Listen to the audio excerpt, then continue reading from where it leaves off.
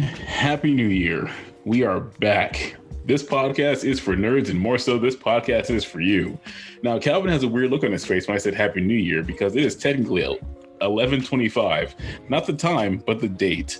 Because we decided to reformat and come back fresh for you in the new year. And we're banking up a lot of episodes until we do that. So every now and then, you may hear references to things that have happened a few months ago. Doesn't matter. We're still fresh.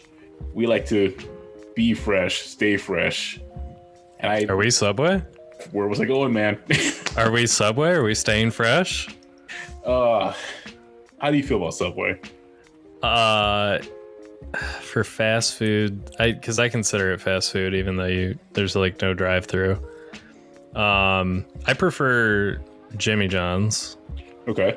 Not a huge fan of Subway. Subway. Okay, so you prefer Jimmy John's. So Jimmy John's or Jersey Mike's? Oh, Jersey Mike's. Quiznos. Jersey Mike's. Jersey Mike's or Chipotle, because it's just basically burrito. What is a burrito but a Mexican sub? Chipotle's that probably beats every other fast food for me. Okay, Chipotle or Pancheros? Oh, Chipotle, 100%. Okay. Yeah. Okay, we run through our Subway style foods. I can't really think of. Oh nope, sorry. Chipotle or Blaze? Blaze Pizza? Probably Chipotle. Okay. I think now I'm out of Subway. Slide you down the counter, cover your food with COVID types of food to like wrap yourself in. Oh boy, I hope we have. We're in November. Boy, I hope in the new year we've got better news on that. You know what? I do too. I feel like the amount of effort that's been put into, not from our country, but the amount of effort that's been put to like helping find answers with that over a year. And I get it. Like a year is not a ton of time for like being able to have a good solid base for clinical trials. I don't really know the medical field that well, to be honest with you. But I feel like a year, you at least have a better understanding of what's happening and what to watch out for.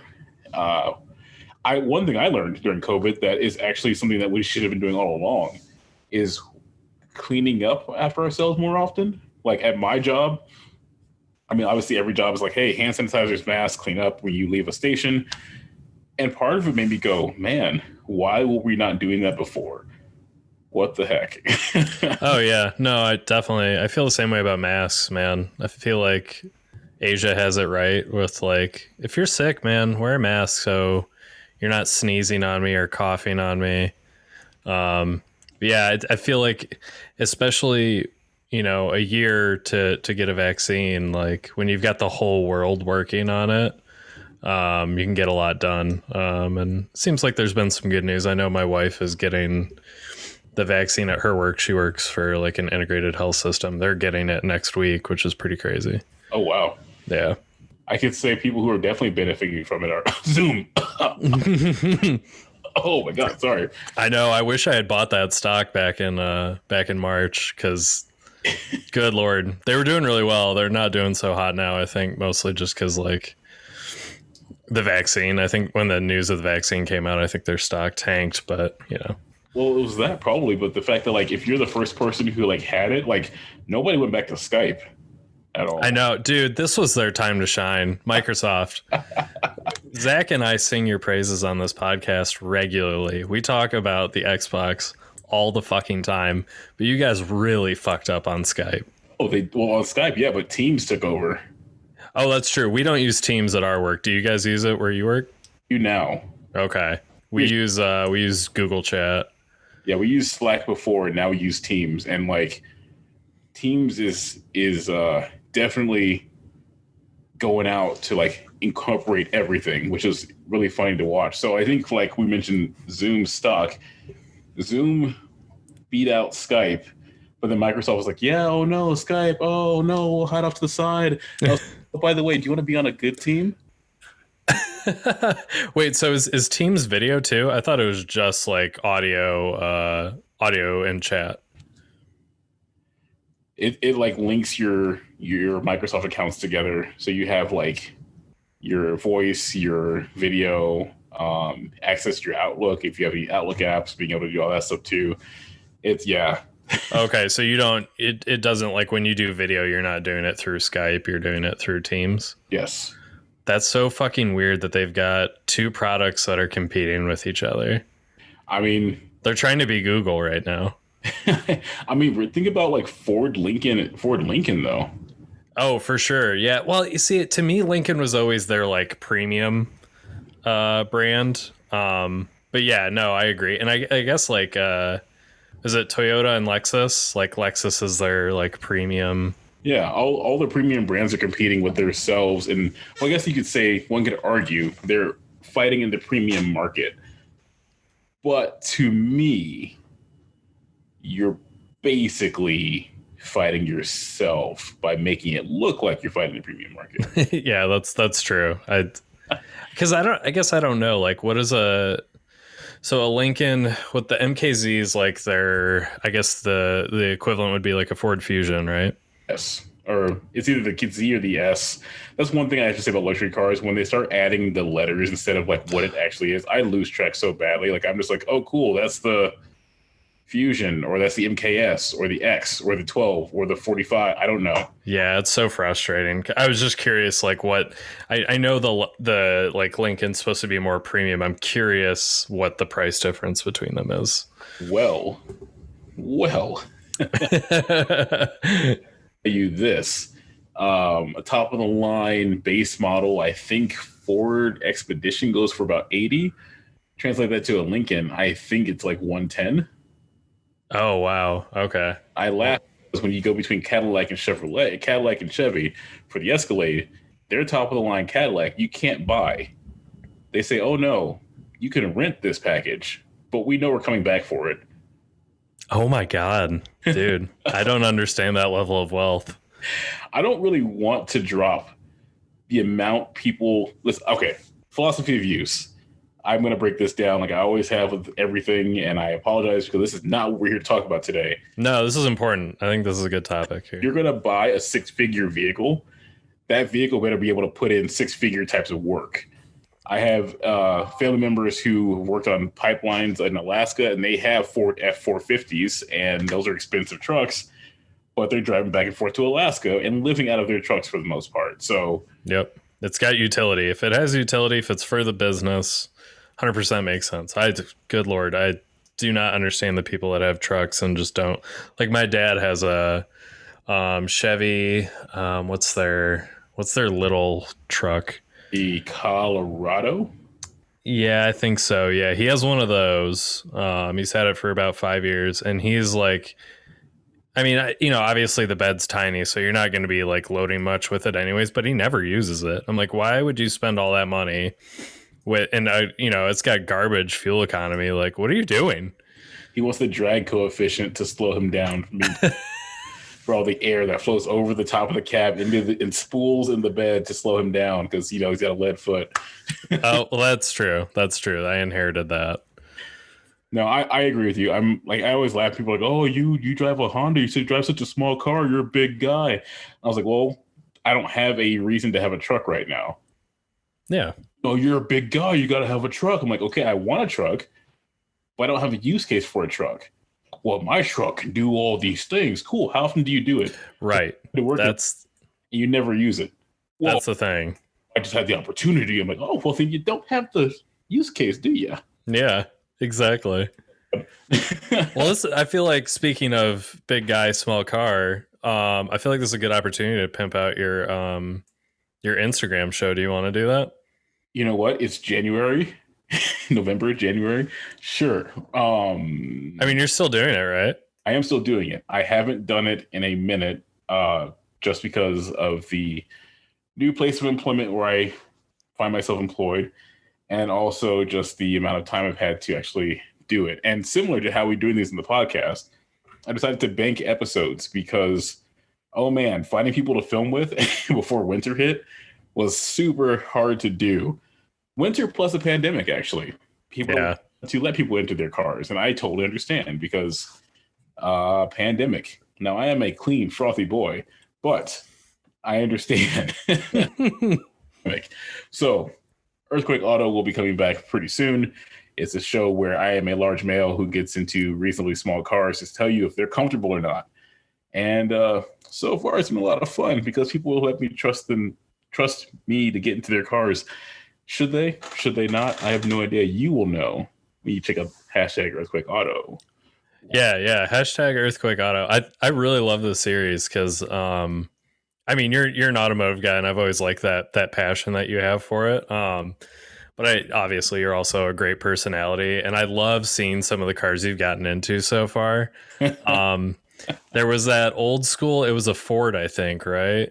No, that was a Plymouth Deluxe Special. That's what it was. Yeah. Extremely happy because that for me is why I like cars because of the stories behind the cars. Like that lady who was my friend's mom, super awesome. That was her daily driver.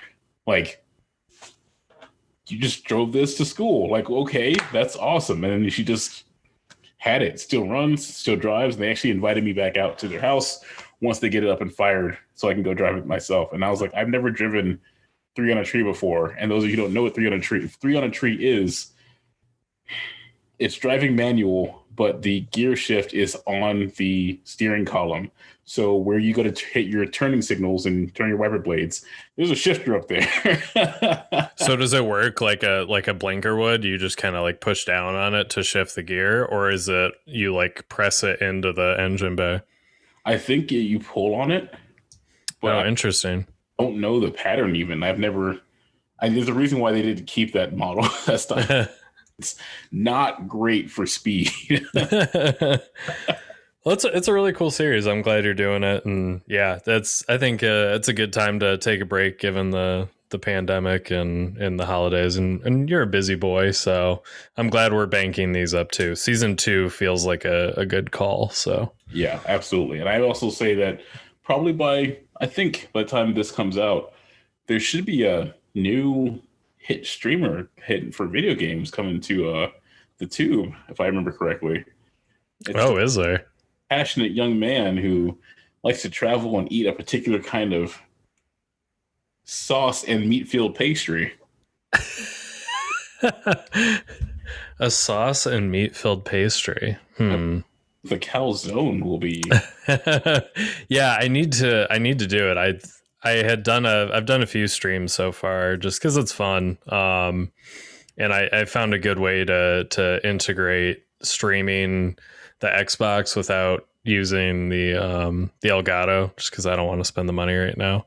But it's been fun, and I need to dedicate more time to it because I really do enjoy it. Just playing old games mostly, kind of revisiting like my favorite era was like the PS2, GameCube, Xbox generation. I just like that was when I was gaming the most, I think, because I didn't have a job at that point. Like I was just, I would just play video games on the weekend and after school. So it's been fun to revisit some of those games. I've been playing Wind Waker, Legend of Zelda Wind Waker. So that's a good time. Ooh, I do have to say that I really do enjoy playing Smash against you, and I think that a classic Smash off is needed because, yeah, it's a classic one. Like, just gotta break out the GameCube. Oh hell yeah, man! God, yeah, we should because we've only played the Switch Smash, so it'd be fun to revisit the older ones, even the N64 and I don't know. The TRG network guys, we've been talking with them a little bit, and I know they do their like, I think it's every Saturday or Sunday they do like a little Smash tournament. I think so. Yeah, I think it'd be fun to get in on that. My favorite Smash tournament, listening to the TRG network, TRG guys. I think it's both. Oh, well, yeah, it's the real guys. I think it is. That's what it stands for, I think. My favorite is actually something that's recently political, or was recently political a few months ago, was when they said that no matter who wins, there should be like a boxing match between Trump and Biden, and I have lost it. I was laughing so hard. Oh my God. Chain between myself and them about like, stats and like who can... Well, I mean, Trump clearly has all the weight on Biden. I think Trump has to be every bit of like he's like 250 probably, right? I think so. That's basically what I said. I said, if it stays standing up, Biden's got a shot. If it goes to the ground, Trump's taking it. Yeah, I mean, he just has to lay on him. Biden's like so frail as it is. I feel like if he just lays on him, it's game over. Trump's gonna lay on Biden and just say, "You're fired."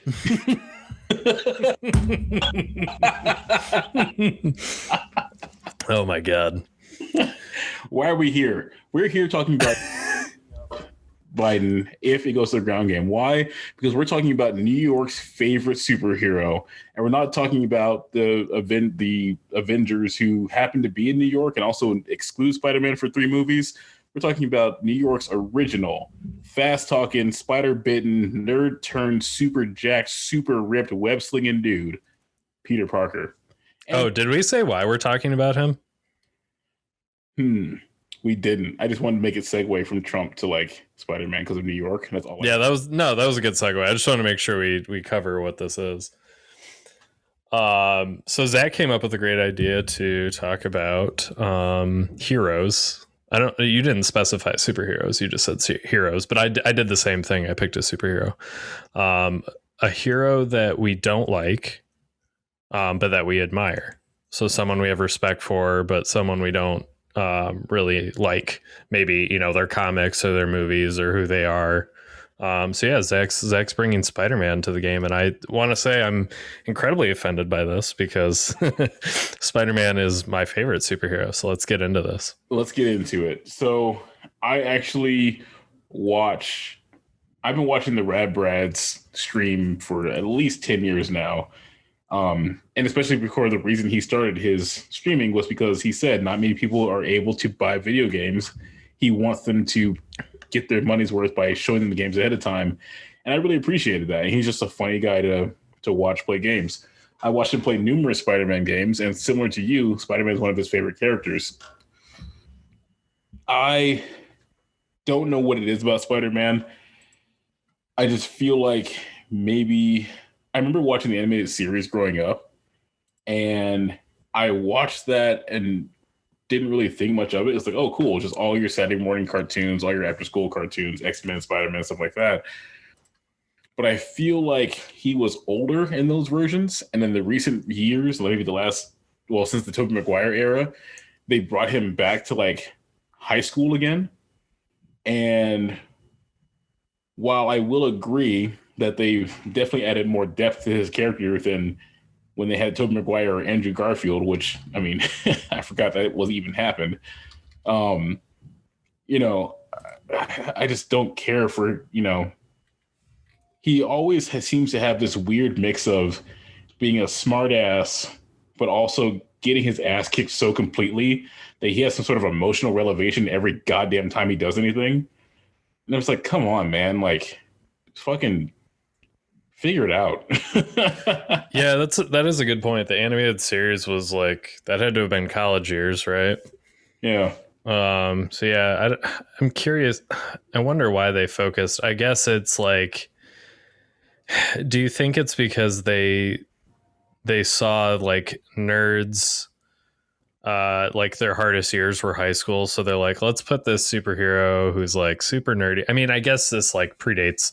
This goes back to the comics, but I guess the reason that they went with high school for the movies is because that's formative years for nerds, and having a superhero kind of like overcome all that is kind of inspirational, I guess. I think they just kind of did it in a sense of like a way to pull everybody in. Like everyone can relate or can somewhat relate to either being the dickhead in high school or the one who's picked on in high school. Mm-hmm.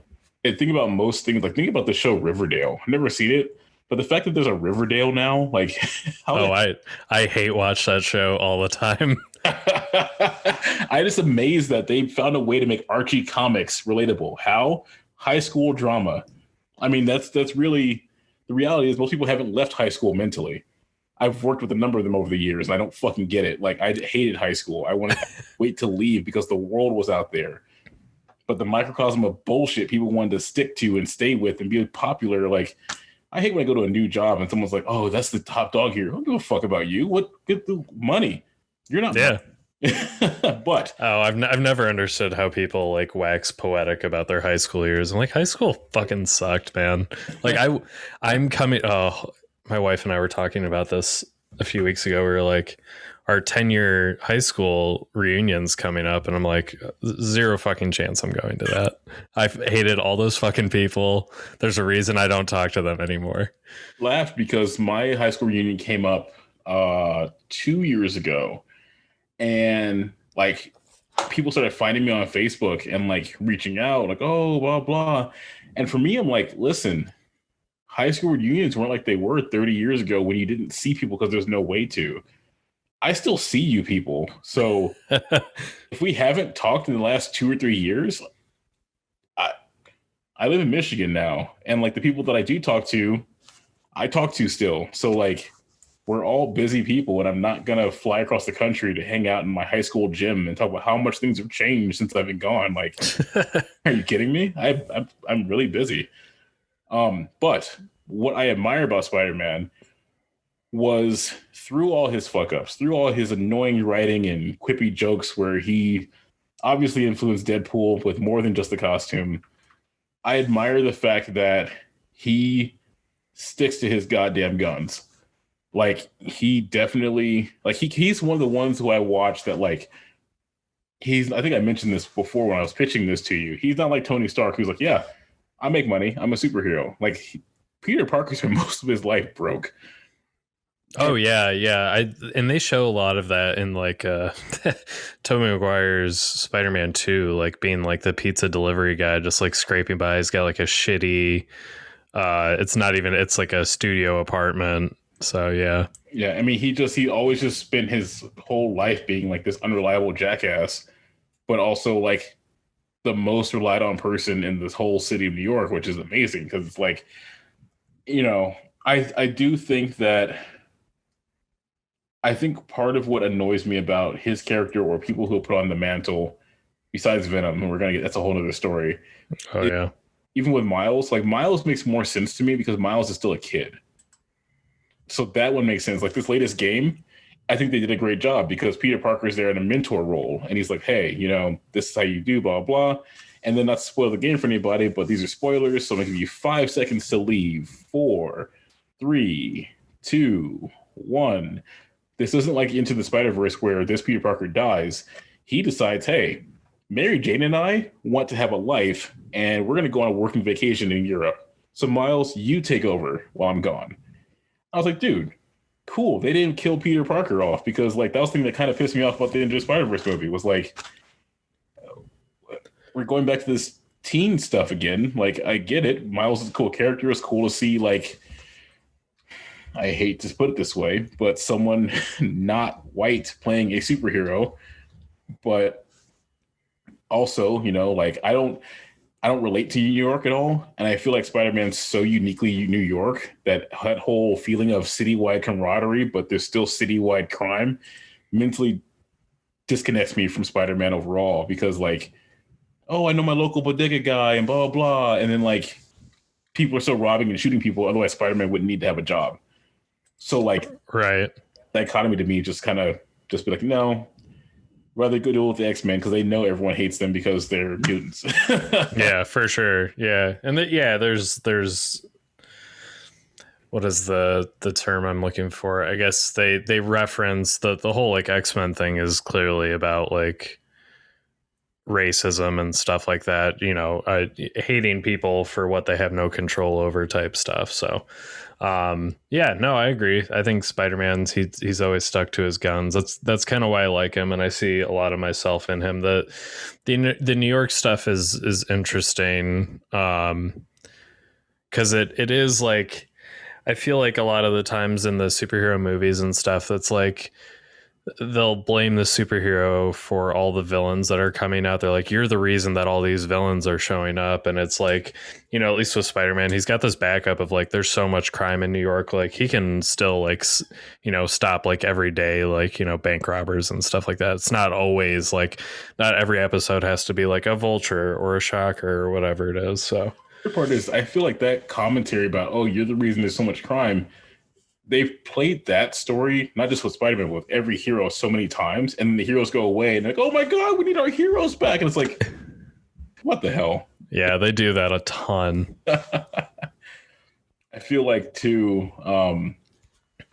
So yeah, I think Spider-Man, it really is like, I feel like it's less to do with like I definitely don't hate the character. I just don't like, I don't know, just I think part of it is what they did. We mentioned a long time ago what they did with X-Men First Class, where they made everyone an angsty fucking teenager again, instead of like how the animated series was, where they were just like they were adults. And I never liked teenage drama. I hated it.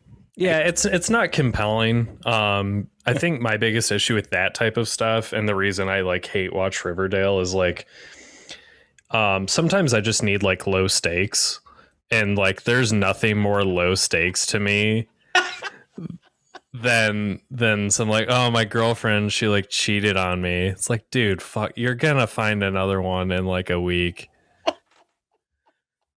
So you must have loved Skins then, didn't you?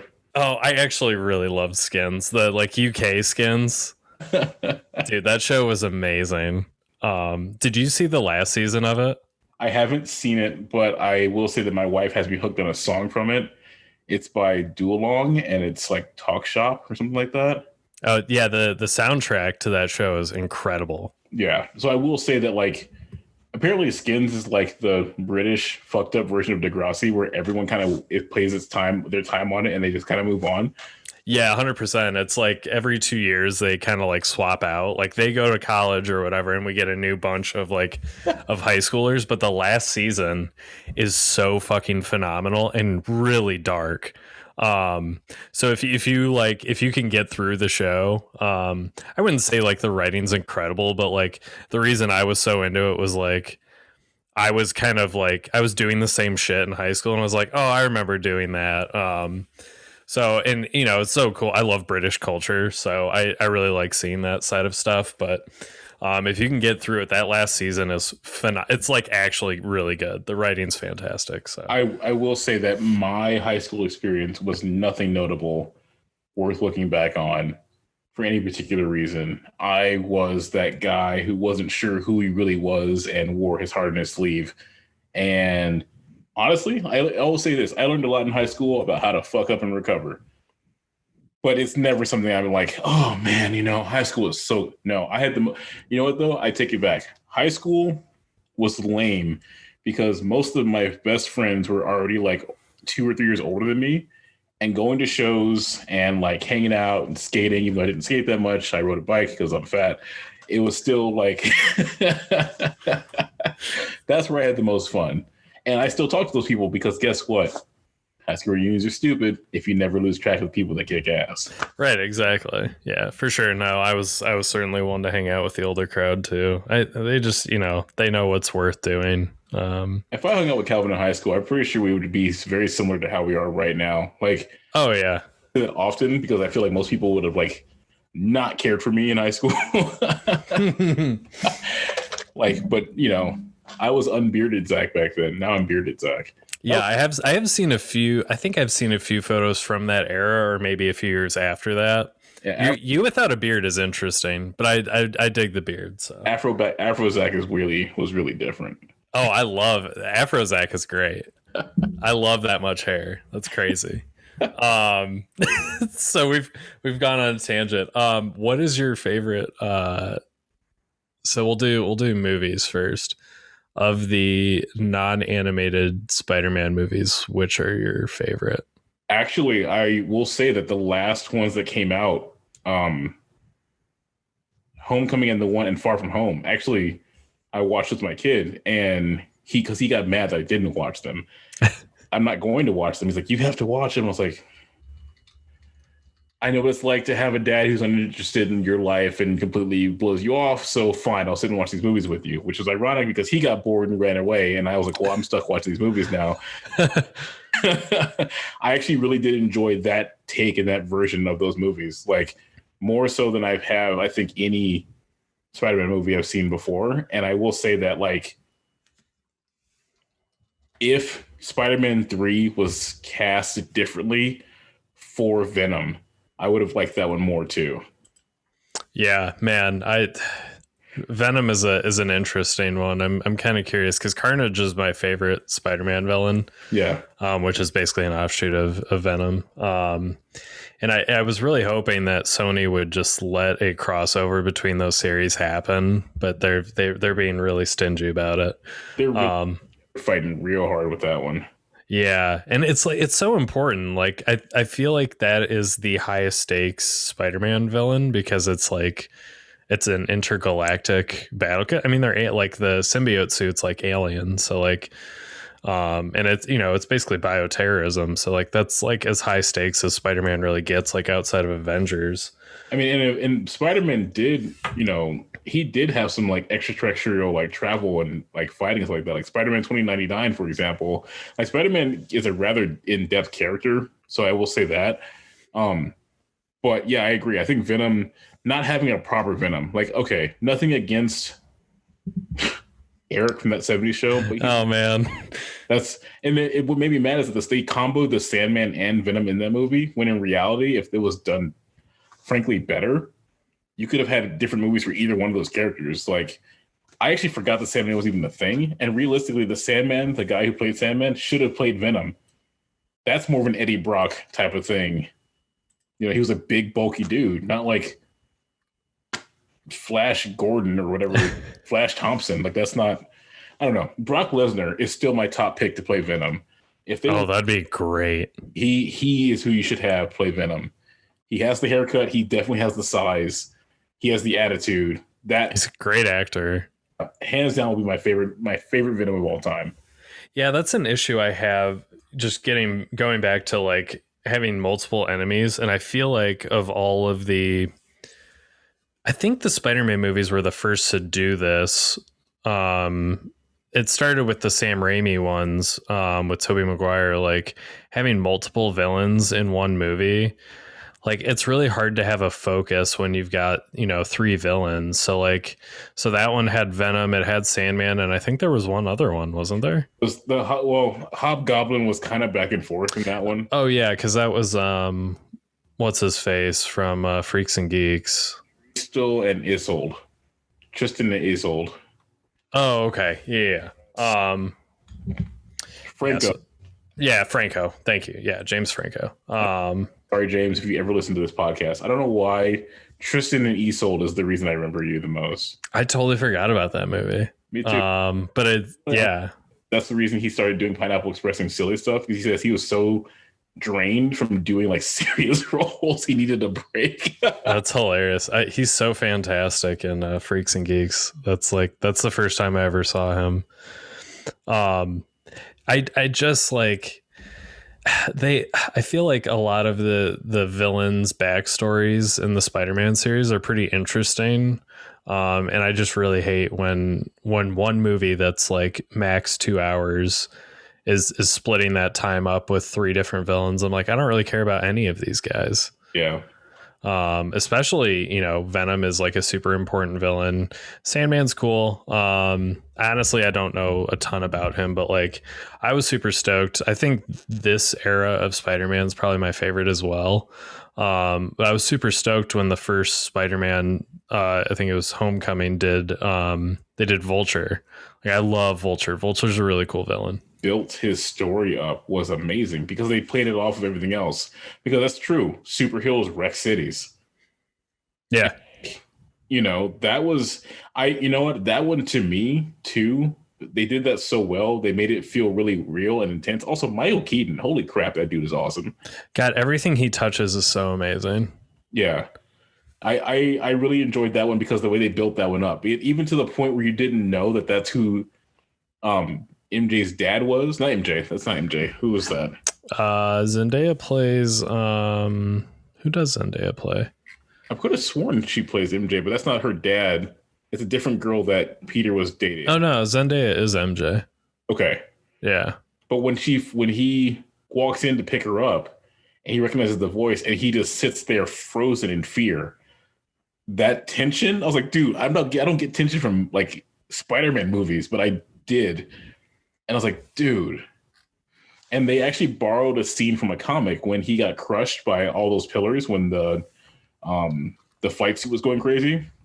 There's actually a scene when Spider-Man's underwater and he has to summon all his strength to push all the stuff that was crushing him underwater, basically, and get himself out. They borrowed that sequence when he had to like say like, "Come on, Spider-Man," and get himself out of the rubble.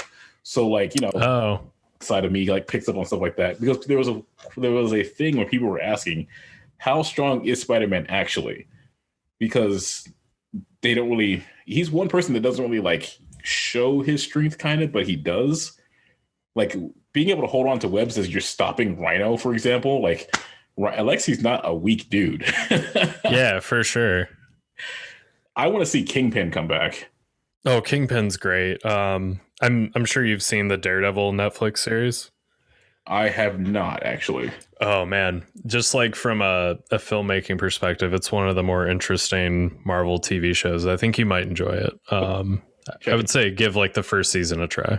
I'll look into it then, actually. Yeah, and there's some Kingpin in there, so I think he's a very cool villain. He's a cool villain because he's just a fat dude mob boss who's just like, I don't give a hell if you got powers or not, I'll beat the living shit out of you. Yeah, exactly. Yeah, for sure. And you know, these new Spider-Mans, like, the nice thing that they've been doing is like they'll tease stuff. They're not going to give it a ton of time, but they're like giving it nods, and I guess it's kind of like a hint towards the future. Like Donald Glover was in the Homecoming movie, and he's playing Aaron Davis, who's the uncle to Miles Morales.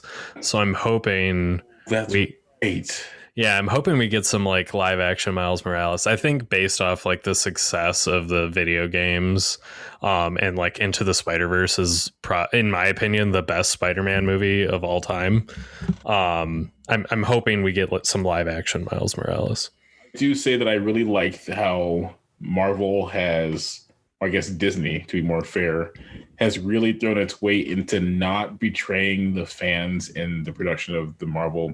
Like, because people were really worried when Disney acquired Marvel and Lucasfilms. Like, but Disney, for lack of a better term, doesn't seem to be betraying the fan base. Like, they're bringing back the Clone Wars even. I never really got into that, but apparently it's a huge deal because it was kind of left unopened when Lucasfilm, I think, like just stopped the project. Yeah, the series is really good. I'm not crazy about the new trilogy of movies that they did. But I think there is some great stuff in there, and I hope they keep doing like the offshoots Star Wars stories. Like I thought Rogue One was amazing. I will say that it seems like after the last trilogy of Star Wars movies, we do get a national treasure back doing regular appearances and acting things. That's Mark Hamill, isn't it? Mark Hamill's appeared so much more into the wild. Like he just appeared places. Like he was in a commercial recently with Sir Ian McKellen, and I was like, wait, what? That's amazing. What was the commercial for? Do you remember? I have no idea what the commercial was for. We were just kind of sitting, my wife and I were sitting on the couch, and then we said, Sir Ian McKellen, right on. And then we heard someone's like other voice, like sound like the Joker, and I was like, wait, that's Mark Hamill's on the screen. Well, what? And then it was over. It was on Hulu. I'm like, okay, well, that was pretty sweet. That's amazing. Oh man, Sir Ian McKellen's so great. I was just rewatching Lord of the Rings: Two Towers the other day. Nice. It's so good. I feel bad because we've definitely wandered, and I want to know which superhero you dislike but do admire. Oh, okay. Yeah. So yeah, the one I'm bringing to the table this time around is Mr. Steve Rogers. He's I think the first Marvel superhero. I can't fact check that. I honestly don't know. But he's, better known as Captain America. Yep. Yeah, I mean, I just like, I think the superhero, like the powers are what interests me. And given that he's just kind of like super strength is never like super interesting to me. Like I want something that I can see. Like that's why I like Spider-Man, like the web swinging, the climbing on walls type stuff. Like Pyro from X-Men. I like seeing things, I guess, and it's harder to like show strength, I guess, in an interesting way. So, yeah, Captain America has never really been one that I followed. I can't say I've read the comics, but I will say they are some of my favorite MCU movies. Um, like Captain America, Winter Soldier is probably one of the best like live action Marvel movies, in my opinion. And I really liked Civil War, obviously, because that's when we first get like, I think that's our first tease of Spider-Man, isn't it? Which one? Civil War. Yes. Yeah, Civil War is basically just another Avengers movie, but they just call it Civil War. Captain America. It definitely was a comic timeline that existed, and I thought it was a really good one, honestly. Like, the movie I didn't watch, but the comic series and the controversy brought up, I thought was very interesting because it split the superhero world between people who were okay with everyone knowing their powers and people who couldn't afford to have that happen. And I thought that was really cool because it really dove into, well, if you are a regular person, you're still a citizen of said country. So you can't go off and go help whoever you want to because you are a citizen of this country, versus being able to help all people because that's your right as a superhero. It got into a whole other things. And Tony Stark's a dick, but whatever. Yeah, that was such an interesting fight. It's the first time I felt like, I guess it felt like there was some like serious stakes in that one, Civil War. Like, I feel like every time I'm watching an Avengers movie or a superhero movie, I'm like, well, I can, they're obviously going to beat the villain. Like, obviously, like there's never like a sad ending with these, but like, I think the Civil War, like having some inner turmoil within superheroes that have a different view on how they should be, operating, that's interesting to me. And that's kind of one of the cool things that comics can do is like, it's not just about like superpowers and saving people. It's like the relationships that are impacted by these abilities and what they do with them. I really dig that. But yeah, Captain America's, he was built specifically like, to fight in World War II. Like they created this comic right around World War II, and it's one of my favorite. I think it is my favorite comic cover page is him punching Hitler.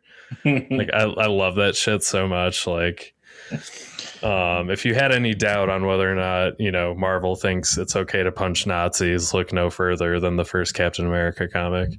Yeah, we can get into that, but being both of us coming from the metal punk scene, we're very aware of what happens when certain kind of people show up to certain kinds of shows. Yeah, exactly. That's the funny thing to me is like these people think they're punk because they're like anti-establishment or whatever. I'm like, you don't know what punk stands for at all, clearly, because you wouldn't last 2 seconds in a punk show. Yeah. Your ass would get kicked out. So, I think he's great because he's like, he's more, he's a human. He's not like. He didn't have like, he's not an alien. He's not like Superman where he's like comes from another planet. He's not, he's not Tony Stark. He's not some rich dude that's just, he's really good at computer programming and can build all these sweet like projectiles in a sweet flying suit. He's just like somebody that signed up to be like altered genetically because he wanted to protect his country. I think that's pretty cool. Actually was a very sickly child, and that was the reason he got initially rejected from the military after his father died in World War One. Oh, that's true. I totally forgot about that. And I'm excited to see like the spin-off shows that they're doing with who's his counterpart in the MCU, the one with wings. I'm gonna look this up. I knew I can't. It's not the Vulture. It's not Eagle. It's not. Yeah, it's something like that. I really like him, and I thought it was really cool. Spoilers for Avengers, I guess. When he kind of like hands off to him, like he's going to be the new generation of Marvel Cinematic Universe superheroes. Mm. I think they did a really good job of kind of wrapping that up. I'm a big fan of that. So yeah, that's kind of where I stand on Captain America. Do you have any opinions on Captain America? Um, so his story is a little weird and a little confusing to me because I feel like there's a couple different ways of the way his story was. Like, I mean, we talked about how like there's multiple universes and everything, so it gets a little convoluted. Like, I think Captain America himself was what was necessary in during the World War era to counteract what, we were facing back then.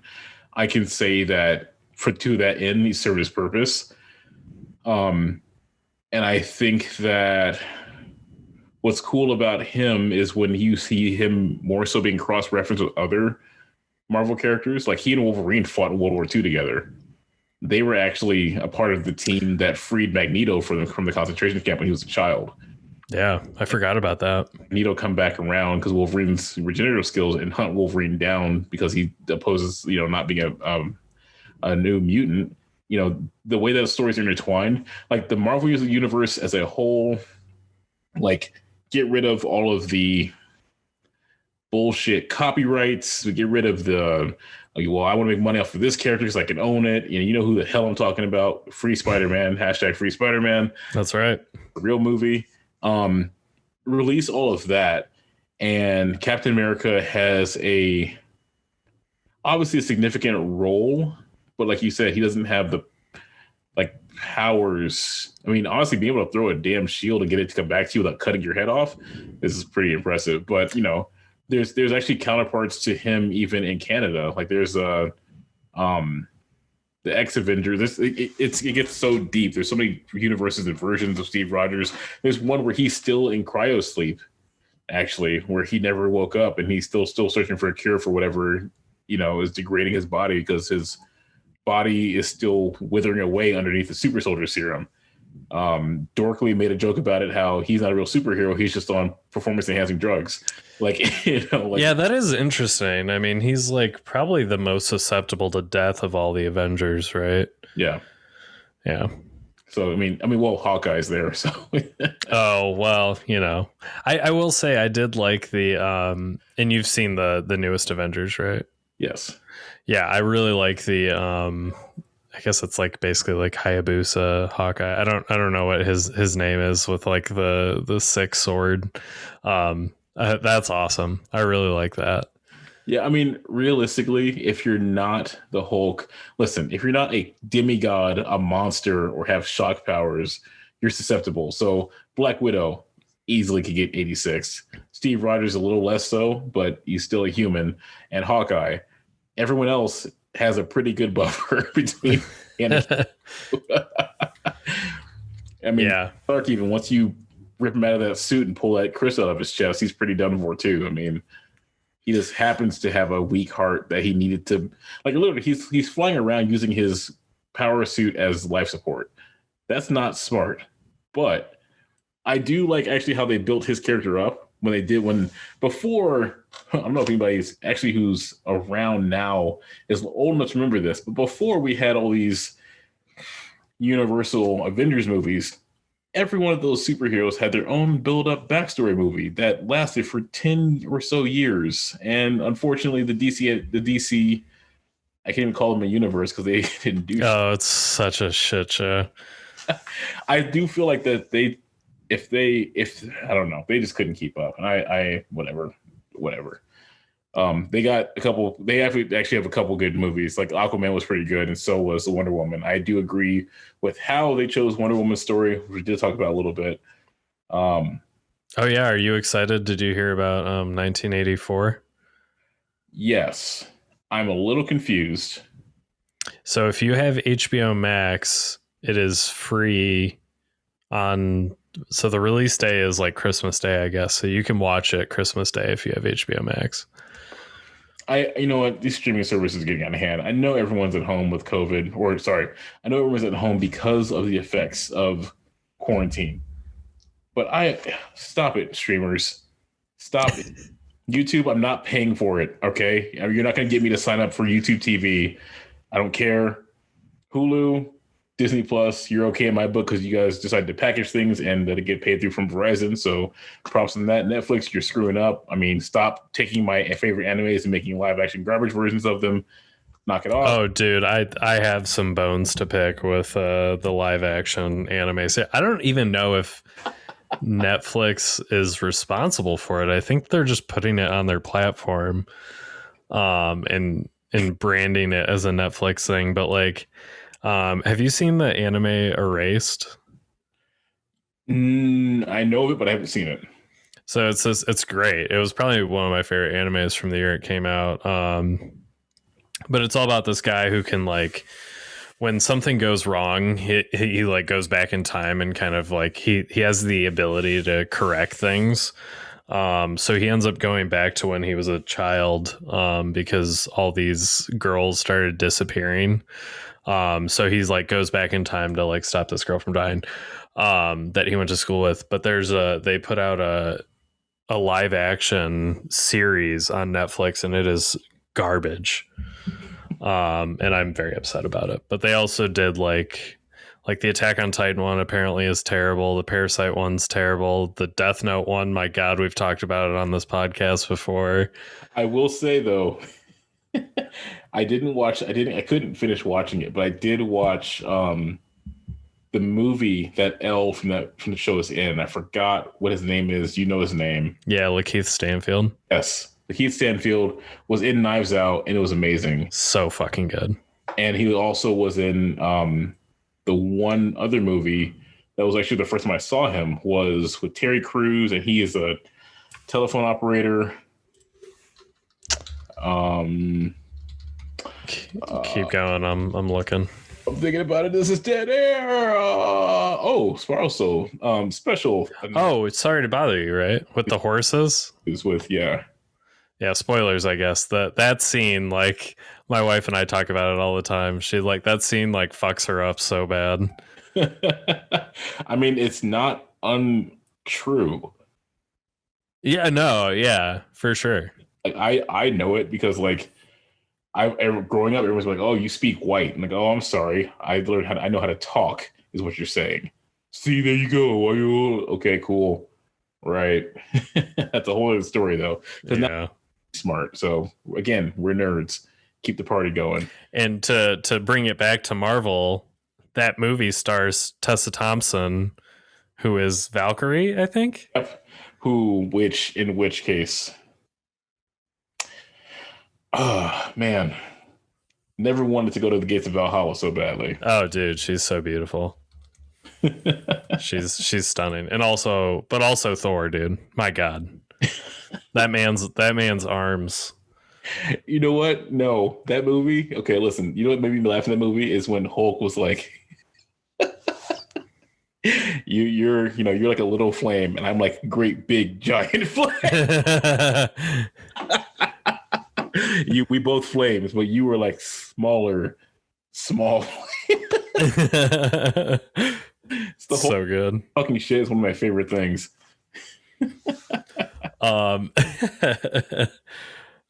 Shit. We are just about out of time. So I don't know if there's anything else you want to say about superheroes that you don't like it but admire. There's a lot of room for this one.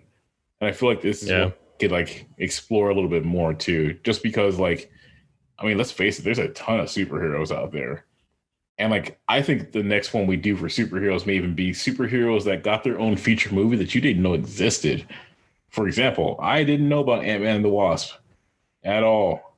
I didn't know about the Guardians of the damn Galaxy. I didn't know who any of those dudes were. Yeah, I didn't know Guardians of the Galaxy. That would be a good series. I feel like I think we can make this into a little series. This would be good. Put our faces between Chris Pratt and be like, "Who the hell are you?" It's funny. I think he's going to be in the new Thor movie, Chris Pratt. He is. I think so. I think that they are not done necessarily with Guardians of the Galaxy.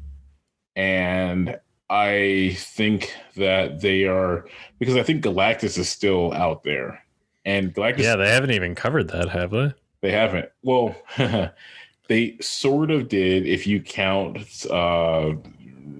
Fantastic Four 2. with Silver. Oh, we don't count that. we don't count that here. The real reason you can't count it? What's that? You want to know the real reason you can't count it? Yes, I do. Johnny Storm. Oh, who played Johnny Storm in the new Fantastic? What is it? Johnny Storm was played by Captain America. Oh yeah, those movies anymore. Yeah. Oh my gosh. Yeah, that was pre-MCU. Yep, and everyone's really quiet. He's like, yeah, just put that over. Just don't. Well, even the new one that's technically MCU. I forget who played him in that. I think it was Michael B. Jordan. Oh, was it? Okay. I thought it was the kid, the Whiplash kid. He was. I didn't even watch that movie. I don't know. I feel like the Fantastic Four is just never going to get any love whatsoever, no matter who they cast for it. They need a good Silver Surfer, though. Huh? They need a good Silver Surfer, though. I don't think they're ever going to do it. Like they that has failed like 3 times already on them. That's true. The cast, like Michael B. Jordan, was running into it hot. Like they still, they couldn't. That's one title I don't think they're ever going to get people to catch on to. And I'm not entirely sure why, because there's a lot you could do there. I mean, I want to see Victor Von Doom. Honestly, that's my favorite villain. Ooh, I didn't know that. Yeah, he's my favorite. Well, I'll take this back. He's my favorite villain to play in Marvel vs. Capcom 2. Yeah, it's a very specific caveat there. Oh, whatever. You're right. Michael B. Jordan is Miles Teller plays Reed Richards. So okay, yeah. So I don't know. I don't know what really they did, or what. Ladies and gentlemen, what do you think Marvel can do? Disney, with all of their power, what can the magic Mighty Mouse do to revive the Fantastic Four if they can make Guardians of the Galaxy work? Yeah, I want to know your D-list superhero movie that you want to see Disney make. You know what? I want to see them. I feel like they can't even try, because didn't Disney own the Marvel franchises when they tried to reboot Fantastic Four? Yeah, so the one with Miles Teller and Michael B. Jordan, that's technically MCU, I think. Man, they just can't do it. I don't. Yeah, I don't. They had people excited to see Howard the Damn Duck, and they can't. Oh, I know. Yeah, whatever happened with that? I don't know. I think they just kind of like decided to throw in all the space people at once and kind of just call it like, hey, this is a space gangbang, and let's like travel the Guardians of the Galaxy. We got to put some Galaxy characters in there. I mean, Stallone showed up. Oh my god, yeah. Yeah, well, they're already doing my D-list superhero pick, which is Morbius. He's a vampire superhero. I think it's supposed to, it comes out in March next year, but it's fucking Jared Leto's playing him. Like, you've given this man a chance to do, he's already failed. That man is wedged between 2 Oscar-winning Jokers. Oh no. Yeah, you're really. I mean, I guess if you're gonna give him one, I guess you give him Morbius, because who the fuck cares about Morbius? It's real. And you know what? This is gonna be a box office smash, because everybody's like, "Oh my god, Jared Leto is gonna love." Yeah. Oh yeah. This will definitely be successful. This is gonna be like the new Twilight. Oh my god, I'm looking at pictures of it too. Yeah, he looks so dumb. Yeah, Jared Harris is gonna be in it. I like Jared Harris a lot. But yeah, nothing else is gonna work with this movie. Who's directing? Daniel Espinosa. The star appeal of the panty chasers here. But man, is Matt Smith Doctor Who? Yeah, Matt Smith is Doctor Who. With this cast, what's going on? Yeah, it's actually pretty stacked. It's pretty funny. Tyrese Gibson's gonna be in it too. Jared Leto. Okay, I'm gonna put this out there. I watched a 30 Seconds to Mars video the other day. Nice. I've never been more confused in my entire life. Apparently, he's from Detroit. That's great. I don't get what's happening. I feel like I watched a David Lynch movie. Which one did you watch? It was in China.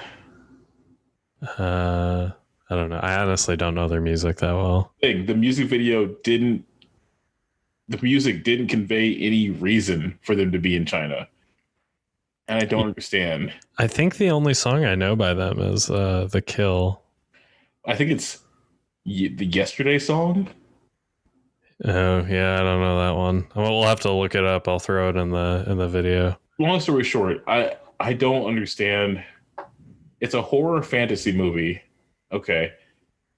Oh, Morbius? Yeah, it makes no sense. I don't know why they're doing it. Rare blood disease. But when his experiment goes wrong, he inadvertently infects himself with a form of vampirism instead. The fuck? Before we end this episode, are you familiar about Jared Leto's cult? What? Yeah, Jared Leto. Well, I guess it's like 30 Seconds to Mars mostly. They've got like this cult. They like invited all these people to a retreat in Croatia. You should look it up after this episode. Jared Leto's weird, dude. I will say Jared Leto will forever be the blonde kid in Fight Club to me. Oh shit, I forgot. Yeah. He has been in some good movies. I don't know. I'm not saying he's a bad actor or musician by any means, but to me, he will always be that kid in Fight Club. Yeah, I think that was probably, I didn't know it at the time, but that was probably the first thing I saw him in, because I saw that. I was a little kid when I saw Fight Club, so that was probably the first movie I saw him in, or maybe American Psycho. Oh yeah. I probably saw Fight Club before. I love the cinematography of it, honestly. Like, the music video was great. I just didn't get what was happening. Yeah, he's got some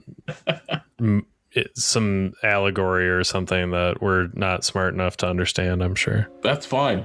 But, we'll explore all that next time on the next episode of Season 2, Episode 1, if we decide it to be Episode 1. And everyone, this is the Episode 1 that you actually get to listen to.